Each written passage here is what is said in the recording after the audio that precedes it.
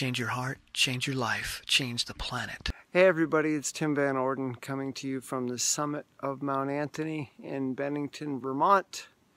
I'm out for a big boot walk. The snow is about 18 inches deep here on the summit, and I just came straight up the side of the mountain, not on a trail, and it was really, really steep. It was a mile to get to this spot exactly, and I climbed a little over 1,200 feet, so very steep and a lot of snow. And this has been a really challenging week for me because I have the World Championships in a little over a week, and I got sick this past weekend and have not fully recovered yet. In fact, you might hear my lungs. They're a little hesitant to expand fully. Every time I take a deep breath, they want to kick back. So I took a few days of no activity, and then the last 3 days I've been doing my big boot walks really gently.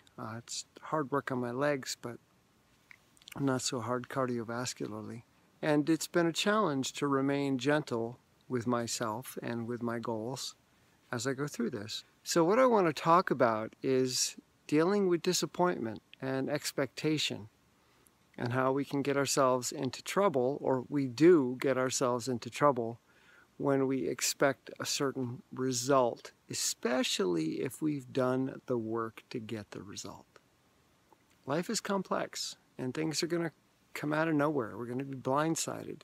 I'm probably in one of the fittest states of my life right now, with the World Championships just 8 days away, and yet I'm sick. So I may not be able to take advantage of that fitness. I may not even be able to race, and that's okay. One of my big practices, and something that I'm an advocate of in my coaching, is the art of learning to love the process. Learning to love the work that you're putting in. Learning to love this, getting out and slogging up a hill even though I'm having a hard time breathing. And not fixating so much on the goal. If it all comes together and things line up, that's fantastic. Knock it out of the park. But even then, you might show up on race day and something unexpected can happen. So always be prepared for things not to go your way, and come to realize that ultimately it's about learning to love the work. It's about celebrating that process rather than standing up on the podium and saying, yeah, and giving a thank you speech to who knows who probably had very little to do with you being there, because it's mostly luck. Putting in hard work does matter, but the best laid plans are just really a joke in most cases, because life is incredibly complex. And there's so many different things that are interacting in our own bodies and minds, environments, families, and the world around us that pull us where they pull us. And we just have to accept that and go with it. So if you find yourself disappointed because something is going to have to be canceled, or you're not going to be able to attend, or it's not going to turn out as well as you had hoped, that's okay. Just remember, life is lived in all moments, not just the fantasy moment that you think is suddenly going to define you or esteem you or raise your rank. That's a story. And it's a story that is fictional because it hasn't come true yet. And we get so attached to it. We need that story because we're gaining our energy from that story. We're gaining our identity from that story. And we need that story to come true so that we're not a liar, so that we don't feel bad or look stupid. But if you just see that that's a story, and it's a fun story to have, but it has nothing to do with your identity. It has nothing to do with who you are. It has nothing to do with your worth, value, or esteem. And only you can define those things in the moment, right now, as you live your life present and fully saturated in the process.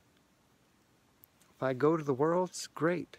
If I do well at the Worlds, great. If I don't go, that's great too, because everything leading up to it has been fantastic. Even my sickness, not ideal, not exciting, not pleasant physically, But it's allowed me to engage in me and my life and those around me in a different way. And it's also allowed me to investigate who I am in the midst of discomfort and to learn how to be gentle there too. Not just emotional discomfort when you get disappointed, but also physical discomfort when you're not feeling well. Learning how to find gentleness in those moments and learning how to still do things like this, but very gently and not pushing and not trying to make up for lost time, because you can't. Okay?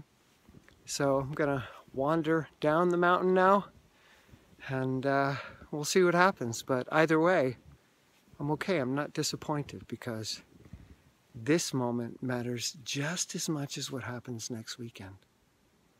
Every moment matters equally. Our emotions may tell us otherwise, our stories may tell us otherwise, but the reality is that every moment matters equally if you're really paying attention. So practice paying attention. I love you guys, and if you want to help me keep making videos like this, check out my Patreon feed. Lots of fun stuff up there that you can't find anywhere else, and it also helps me to keep doing this. All right? Thank you. Love you. Bye.